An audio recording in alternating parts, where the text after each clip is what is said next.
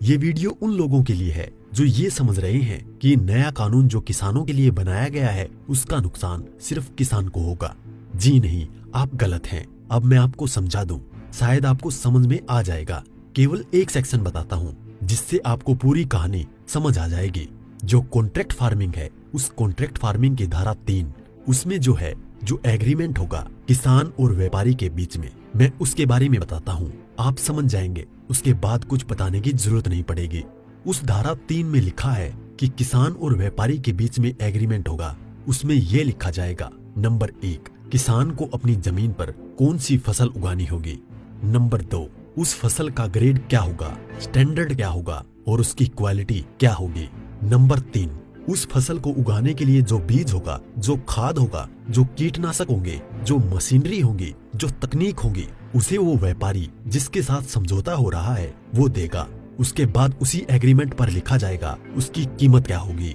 जो फसल उगाएगा, जब फसल पक के तैयार हो जाएगी तो किस कीमत पर व्यापारी खरीदेगा, ये भी लिखा जाएगा। साथ में ये भी लिखा जाएगा कि इस फसल की कितनी बार चेकिंग होगी।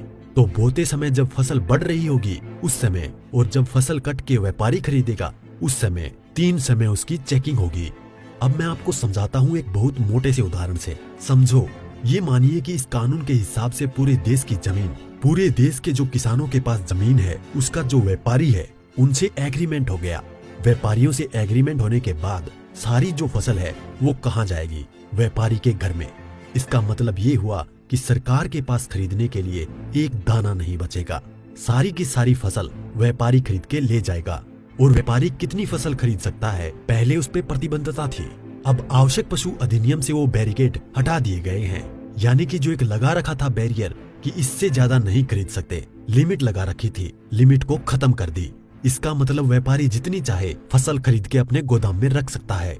अब मानिए कि पूरी फसल किसान से व्यापारी के घर चली गई, तो आप थोड़ा सा पीछे आइए। 2013 में इस सरकार ने संसद में कानून बनाया था इस देश के गरीब लोगों के लिए।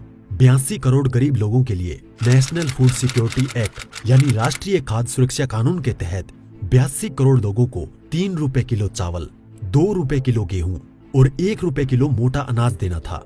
अब मैं आपसे सवाल पूछता हूँ, अब समझिए, आप सब कुछ जब सारा अनाज व्यापारियों के पास चला गया, सरकार के पास कुछ नहीं है, तो सरकार इन 82 करोड़ लोगों को कहां से अनाज दिलाएगी, पहले तो ये बताएं। इसका मतलब जो 82 करोड़ गरीब सरकार की मदद पर निर्भर था वो खत्म हो गया। मतलब आप कह रहे हैं कि किसानों के खिलाफ बिल है, किसानों की भलाई की बात कर रहे हैं, किसानों के खिलाफ लोग समझ रहे हैं। नहीं,